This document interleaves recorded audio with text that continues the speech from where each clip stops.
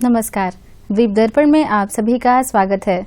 आइए एक नजर डालते हैं आज के मुख्य अंश पर। नवनिर्वाचित सांसद विष्णुपद रे ने द्वीप समूह के सांसद के रूप में ली शपथ। सुविधा स्तर के कर्मचारियों के लिए 5 दिवसीय कक्षा प्रशिक्षण का हुआ उद्घाटन। और नए आपराधिक कानून के लागू किए जाने पर प्रेस वार्ता आयोजित। अब द्वीप दर्पण विस्तार से। उत्तर व मध्य अंडमान के उपायुक्त दिलखुश मीणा ने रंगत में मध्य अंडमान के सहायक आयुक्त अतुल सोनी और रंगत के तहसीलदार के साथ रंगत के विभिन्न ग्राम पंचायतों का व्यापक दौरा किया। इस दौरे का उद्देश्य पानी, बिजली, सड़क और अन्य सार्वजनिक शिकायतों से संबंधित क्षेत्रों में विकास परियोजनाओं की समीक्षा करना था।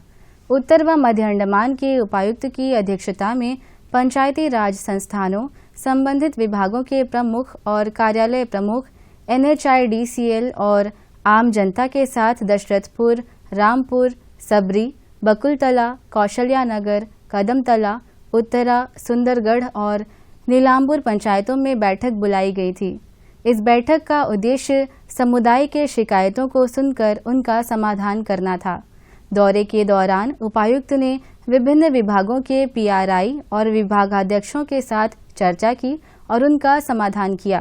प्रमुख मुद्दा इन क्षेत्रों में बिजली आपूर्ति की वर्तमान स्थिति थी। उपायुक्त ने इस मामले की जांच की। रंगत को जल्द आत्मनिर्भर बनाने के लिए उन्होंने वर्तमान परियोजनाओं की समीक्षा की। उन्होंने NHIDCL के अधिकारियों के साथ NHIDCL परियोजनाओं की भी समीक्षा की। उपायुक्त ने PRI और आम जनता द्वारा उठाए गए मुद्दों को हल करने के महत्व पर जोर दिया। इसके अलावा उन्होंने भूस्खलन से संबंधित मुद्दों का आकलन करने के लिए कदमतला में विवेकानंद केंद्र जिला परिषद विद्यालय का निरीक्षण किया। 18वीं लोकसभा का आज पहला सत्र शुरू हुआ। इस सत्र में नवनिर्वाचित लोकसभा सदस्यों को शपथ दिलाई गई।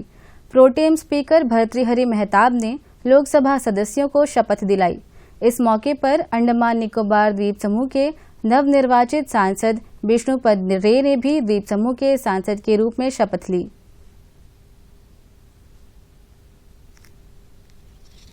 मैं विष्णुपद राय जो लोकसभा का सदस्य निर्वाचित हुआ हूं, ईश्वर के शपथ लेता हूं कि मैं विधि द्वारा स्थापित भारत के संविधान के प्रति सच्ची श्रद्धा और निष्ठा रखूंगा। भारत की प्रभुता, अखंडता अक्षुण्ण रखूंगा तथा जिस पद के मैं ग्रहण करने वाला हूं उस कर्तव्य का श्रद्धापूर्वक निवेदन करूंगा।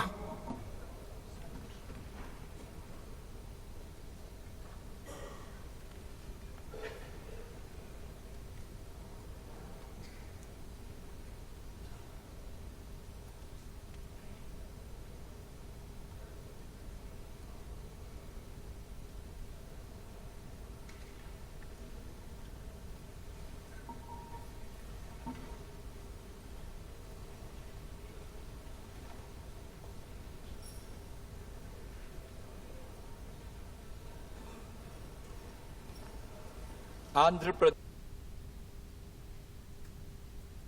द्वीप दर्पण की अगली कड़ी इस ब्रेक के बाद।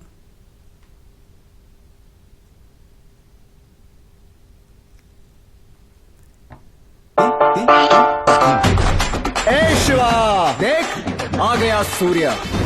तू अकेला आया रे, अब तुझे कौन बचाएगा? मेरे साथ है माँ का आशीर्वाद। 6 एयरबैग स्टैंडर्ड और 40+ एडवांस सेफ्टी फीचर्स। दिल में बस जाए एक्स्ट्रा। अंडमान निकोबार पुलिस ने नशीली दवाओं की दुरुपयोग और अवैध तस्करी के खिलाफ अंतर्राष्ट्रीय दिवस के अवसर पर मोटरसाइकिल रैली का आयोजन किया गया। CID के पुलिस उप महानिरीक्षक संजय त्यागी द्वारा हरी झंडी दिखाकर रवाना किए गए इस रैली में नशीली दवाओं के दुरुपयोग और अवैध तस्करी के खिलाफ जागरूकता बढ़ाने के लिए अंडमान निकोबार पुलिस की विभिन्न इकाइयों के पुलिस कर्मियों को एक साथ लाया गया। 20 जून को आयोजित इस रैली के प्रतिभागियों ने शहर के सड़कों पर नशा मुक्त भारत का महत्वपूर्ण संदेश फैलाया। इस मोटरसाइकिल रैली में पुलिस के लगभग 100 से 120 बाइक सवारों ने भाग लिया। सीआईडी के पुलिस उप महानिरीक्षक ने समुदाय से प्राप्त भागीदारी और समर्थन के लिए सबकी प्रशंसा की। उन्होंने नशीली दवाओं के दुरुपयोग और अवैध तस्करी से निपटने की तत्काल आवश्यकता पर प्रकाश डाला। अंडमान निकोबार पुलिस नशामुक्त समाज को बढ़ावा देने के लिए प्रतिबद्ध है और लोगों में जागरूकता पैदा करने, उन्हें शिक्षित करने और नशीली दवाओं के दुरुपयोग तथा अवैध तस्करी के खिलाफ सख्त कदम उठाने के अपने प्रयासों में जारी रहेगी। नागरिकों से अपील की जाती है कि वे नशीली दवाओं के दुरुपयोग और अवैध तस्करी से संबंधित कोई भी जानकारी एंटी नार्को पुलिस स्टेशन के समर्पित फ़ोन नंबर 03192 234216 9531 856080 पर या 112 पर साझा करें। जंगली घाट के आयुष अस्पताल के सम्मेलन हॉल में आज से 28 जून तक अंडमान निकोबार एड्स नियंत्रण संस्था द्वारा सुविधा स्तर के कर्मचारियों के लिए 5 दिवसीय कक्षा प्रशिक्षण आयोजित किया जा रहा है। इस मौके पर स्वास्थ्य सेवा निदेशक डॉक्टर सुजा एंटोनी मुख्य अतिथि थीं। कार्यक्रम में आयुष के उपनिदेशक डॉक्टर कल्याण बी कड़भाने, अंडमान निकोबार एड्स नियंत्रण संस्था के परियोजना निदेशक डॉक्टर सुब्रता साहा, आयुष के डॉक्टर राजीव घोष उपस्थित रहे। इस मौके पर वक्ता ने एक परामर्शक की भूमिका पर प्रकाश डाला।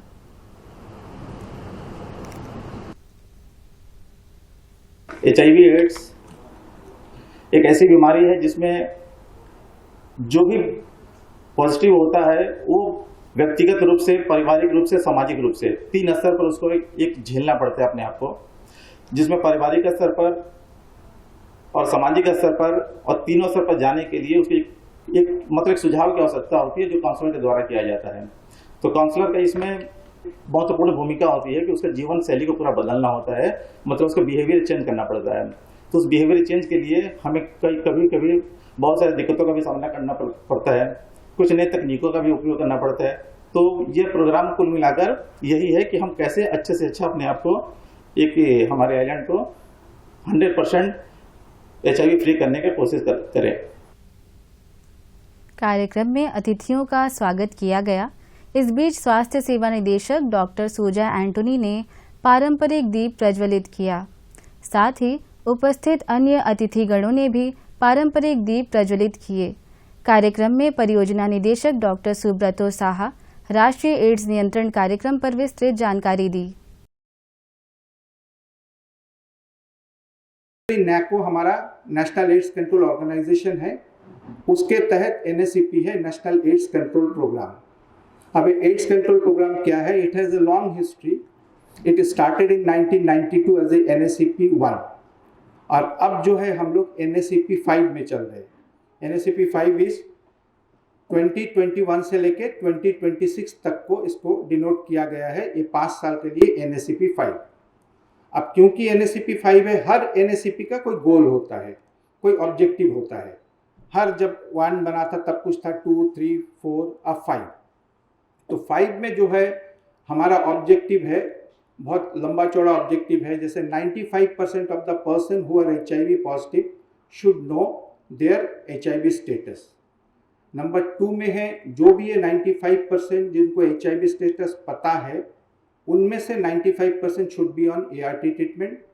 नंबर 3 है जो भी ART ट्रीटमेंट में है वो 95% should have suppressed viral load. तो ये 3 मेन है, ठीक है। तो इसमें 95 अगर 100 अब मान के चलेंगे तो 100 का 95 होता है। तो 100 लोगों को अगर HIV है तो उसमें से 95 को पता होना चाहिए कि उनको HIV है। ये कुछ ऑब्जेक्टिव्स है। अब STI और RTI के लिए क्या है? STI RTI के लिए जो ऑब्जेक्टिव दिया गया है कि यूनिवर्सल एक्सेस होना चाहिए, universal access of good quality STI and RTI services, number 1। Number 2 है elimination of vertical transmission syphilis का। जैसे HIV का एलिमिनेशन करना है वर्टिकल ट्रांसमिशन का, उसी तरह STI RTI में सिफिलिस का वर्टिकल ट्रांसमिशन ना हो। अपने संबोधन में स्वास्थ्य सेवा निदेशक डॉक्टर सुजा एंटोनी ने द्वीपों में फैलने वाले एड्स के नियंत्रण पर जोर दिया। HIV एड्स अभी भी एक बहुत इम्पोर्टेंट, एक बहुत ग्लोबल थ्रेट बना हुआ है। हालांकि हम बहुत साल से इस पे काम कर रहे हैं, हम अवेयरनेस क्रिएट कर रहे हैं, काउंसलिंग कर रहे हैं, टेस्टिंग कर रहे हैं, ट्रीटमेंट कर रहे हैं। इसके बावजूद भी अभी भी it is affecting a lot of millions of people, millions of lives and communities all over the world. हमारा जो द्वीप छोटा सा है, लेकिन यहाँ में भी हमें इससे पीड़ित लोग हैं। और ये जो प्रॉब्लम है, जैसा सर ने बहुत अच्छी तरह से बताया कि ये इंक्रीज ही हो रहा है, mainly because of the tourism that has come in, the importance and the wide spread tourist activities that have come in, and also जो माइग्रेंट आते हैं, हमारे इन्फ्लक्स होता है बाहर से हमारे आइलैंड्स में, एंड दिस जो पॉपुलेशन है they keep migrating. It is not only the ones who come from mainland, but यहाँ के लोग भी एक आइलैंड से दूसरे आइलैंड काम के लिए या अन्य कारणों से माइग्रेट होते हैं, तो इनको लोकेट करना भी मुश्किल हो रहा है। आज का जो ये ट्रेनिंग हम 5 दिन का जो 5 दिवसीय जो प्रयोगशाला हम अरेंज किए हैं लैब टेक्नीशियंस एंड काउंसलर्स के लिए, तो इसका इसीलिए बहुत महत्व है क्योंकि हमारा जो लड़ाई है वो जारी रहेगा HIV एड्स के प्रति। तो मुझे ये उम्मीद है कि आप लोग इसका भरपूर लाभ उठाएंगे। जो डाउट्स है वो यहीं पे क्लैरिफाई करिएगा, हमारे एक्सपर्ट्स रहेंगे यहाँ पे जो आपको ट्रेन करेंगे और जो आपके डाउट्स को क्लियर करेंगे, ताकि हम सब मिलकर इस जो बीमारी है, जो ग्लोबल थ्रेट हमें है, हमारे आइलैंड्स को भी जो अफेक्ट कर रहे हैं, तो इसके अगेंस्ट जो हमारी जो लड़ाई है वो जारी रहे और हम सब मिलकर इस हमारी जो काउंसलिंग सर्विसेज है, हमारी जो लैब सर्विसेज है और हमारी जो ट्रीटमेंट सर्विसेज है, ये सब के द्वारा हम इस पर काफ़ी हद तक हम रोकथाम लगा सकें। कार्यक्रम के अंत में डॉक्टर राजीव घोष ने धन्यवाद ज्ञापन किया। द्वीप दर्पण की अगली कड़ी इस ब्रेक के बाद।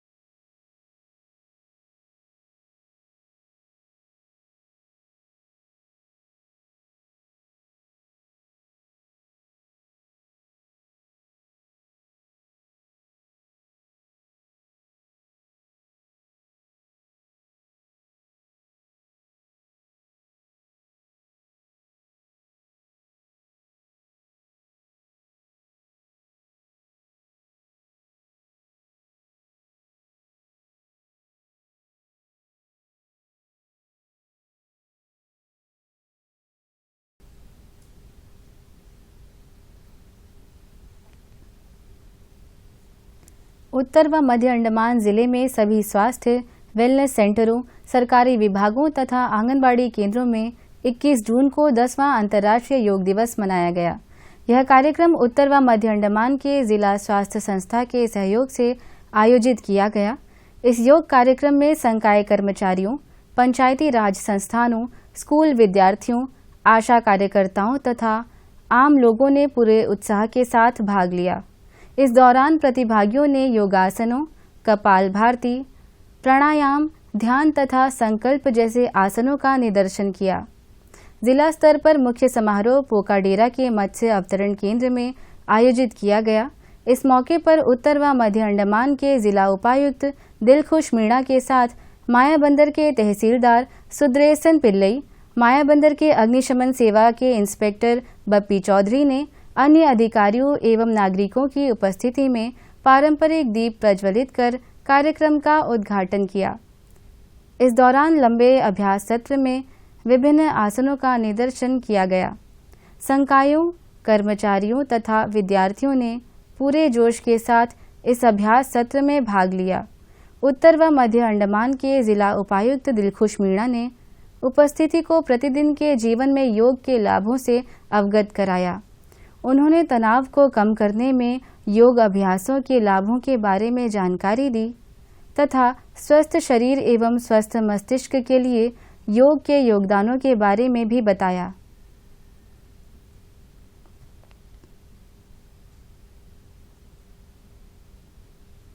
दीप दर्पण की अगली कड़ी इस ब्रेक के बाद।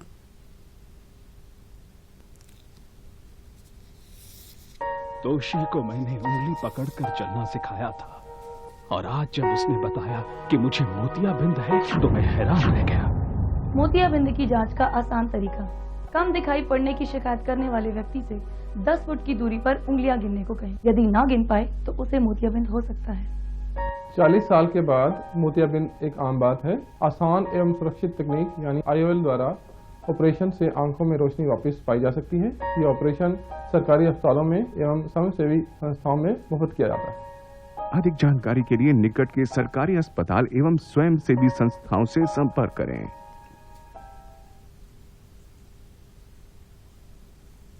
नशीली दवाओं के दुरुपयोग से निपटने और लोगों में जागरूकता बढ़ाने के लिए एक महत्वपूर्ण कदम उठाते हुए अंडमान निकोबार द्वीप समूह की पुलिस महानिरीक्षक सिंधु पिल्ले ए ने अंतर्राष्ट्रीय नशीली दवाओं के दुरुपयोग और अवैध तस्करी के खिलाफ दिवस के उपलक्ष्य में पोर्ट ब्लेयर स्थित पुलिस मुख्यालय से एंटी ड्रग्स बस को हरी झंडी दिखाई।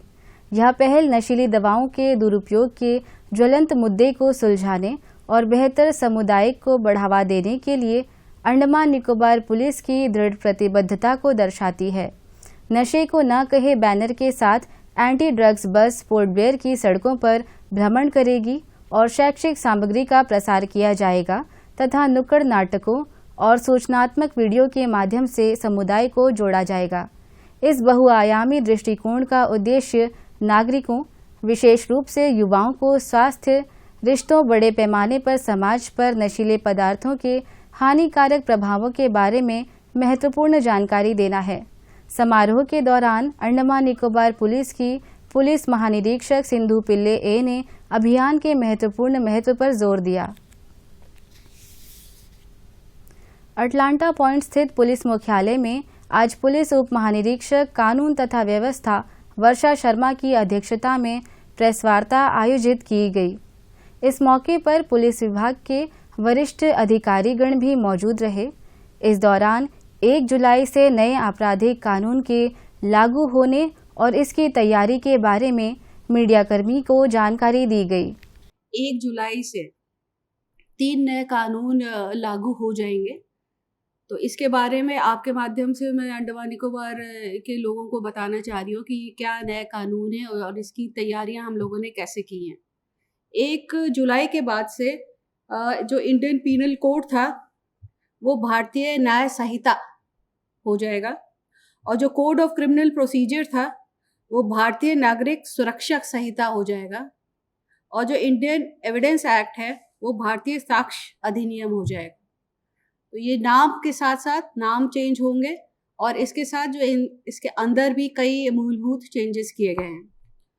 उसमें सबसे पहले मैं बताना चाहूँगी कि पिछले कुछ महीनों से, क्योंकि जब नए कानून आए हैं तो इसकी तैयारियां भी हो रही हैं एडमिनिस्ट्रेशन में, तो चीफ सेक्रेटरी साहब की अध्यक्षता में एक स्टीयरिंग कमेटी बनाई गई है जिसमें डीजी साहब और सारे ही जितने हेड्स हैं डिपार्टमेंट्स के, उनको सारे स्टेक होल्डर्स, चाहे वो कोर्ट हो, चाहे अदर डिपार्टमेंट्स हो, IT डिपार्टमेंट हो, सभी को इसमें मेंबर्स बनाए गए हैं।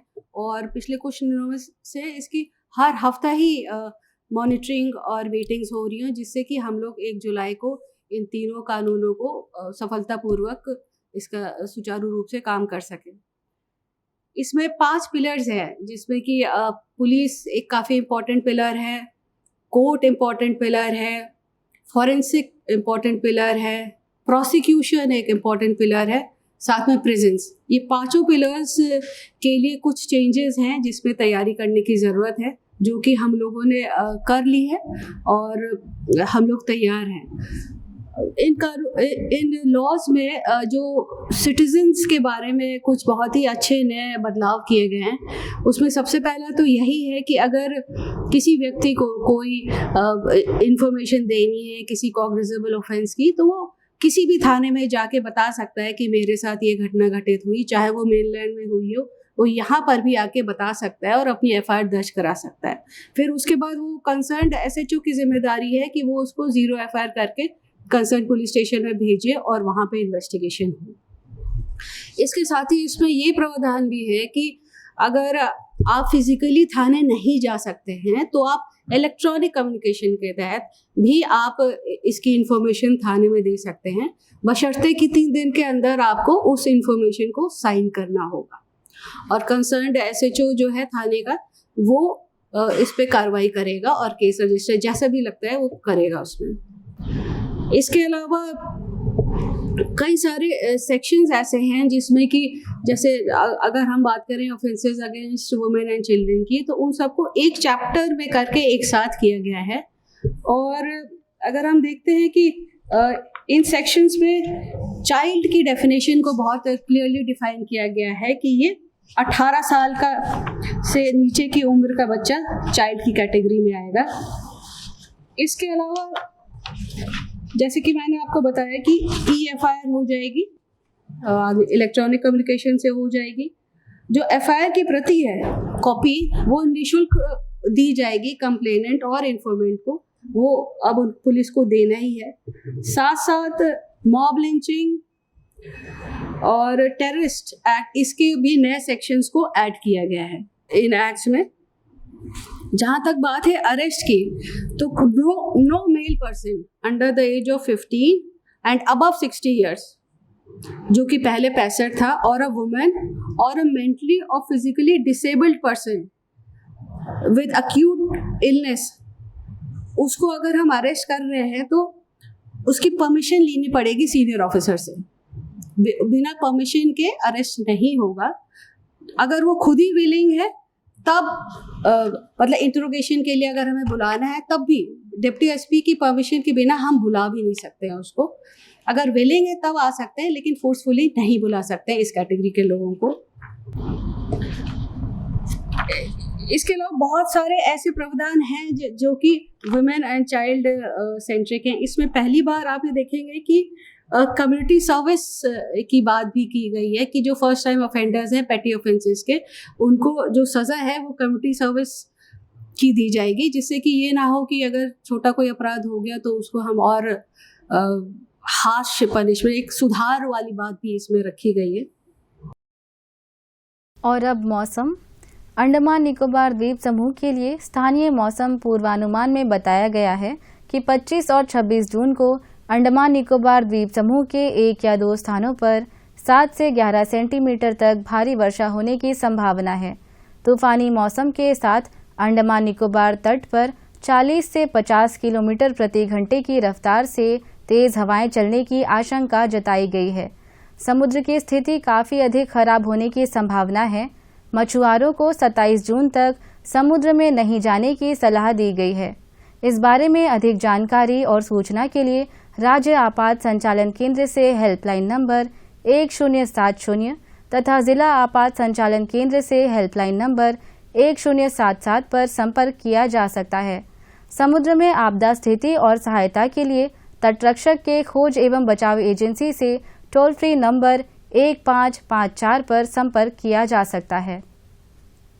अंतर्द्वीपीय जलयान यात्रा संबंधी सूचना। MV पिलोमिलो स्वराज द्वीप तथा लॉन्ग आइलैंड होते हुए रंगत की यात्रा पर कल सवेरे 6 बजे पोर्ट ब्लेयर से प्रस्थान करेगा और इसकी वापसी कल ही दोपहर 12 बजे उन्हीं रास्तों से होते हुए रंगत से पोर्ट ब्लेयर के लिए होगी। MV बाराटांग स्वराज द्वीप की यात्रा पर कल सवेरे 6:30 बजे पोर्ट ब्लेयर से प्रस्थान करेगा और इसकी वापसी कल ही सवेरे 9 बजे स्वराज द्वीप से पोर्ट ब्लेयर के लिए होगी। MV कमोटा शहीद द्वीप की यात्रा पर कल सवेरे 6:30 बजे पोर्ट ब्लेयर से प्रस्थान करेगा और इसकी वापसी कल ही सवेरे 8:45 पर शहीद द्वीप से पोर्ट ब्लेयर के लिए होगी। MV कमोटा शहीद द्वीप की यात्रा पर कल दिन में 11 बजे पोर्ट ब्लेयर से प्रस्थान करेगा और इसकी वापसी कल ही दोपहर 2:30 बजे शहीद द्वीप से स्वराज द्वीप होते हुए पोर्ट ब्लेयर के लिए होगी। MV लॉन्ग आइलैंड स्वराज द्वीप की यात्रा पर कल दिन में 11:30 बजे पोर्ट ब्लेयर से प्रस्थान करेगा और इसकी वापसी कल ही 3:30 बजे स्वराज द्वीप से शहीद द्वीप होते हुए पोर्ट ब्लेयर के लिए होगी। MV बाराटांग शहीद द्वीप होते हुए स्वराज द्वीप की यात्रा पर कल दोपहर बाद 2:30 बजे पोर्ट ब्लेयर से प्रस्थान करेगा और इसकी वापसी अगले दिन सवेरे 5:30 बजे स्वराज द्वीप से शहीद द्वीप होते हुए पोर्ट ब्लेयर के लिए होगी। सभी जलयानों के यात्रा कार्यक्रम मौसम की स्थिति पर निर्भर होंगे। अंत में मुख्य अंश एक बार फिर। नवनिर्वाचित सांसद विष्णुपद रे ने द्वीप समूह के सांसद के रूप में ली शपथ। सुविधा स्तर के कर्मचारियों के लिए 5 दिवसीय कक्षा प्रशिक्षण का हुआ उद्घाटन और नए आपराधिक कानून के लागू किए जाने पर प्रेस वार्ता आयोजित। इसी के साथ ही आज का यह द्वीप दर्पण कार्यक्रम यहीं पर समाप्त होता है। नमस्कार।